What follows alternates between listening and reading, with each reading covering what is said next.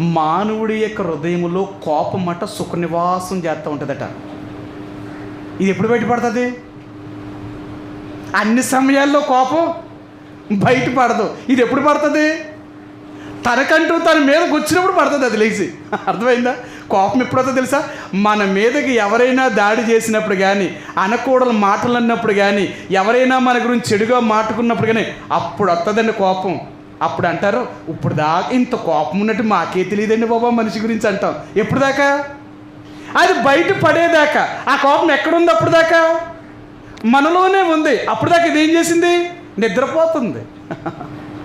సరే, అప్పుడు దాకా నిద్రపోతుంది అనమాట. అంటే సుఖనివాసం చేస్తూ ఉంటుంది. అది అప్పుడే బయటపడదు. ఎప్పుడు బయటపడుతుంది అంటే దానికి బాధ కలిగినప్పుడు బయటపడుతుందట. పాపము అనేది అలాంటిది. ఎన్ని రకాలైన పాపాలు ఉంటాయో తెలుసా మనలో?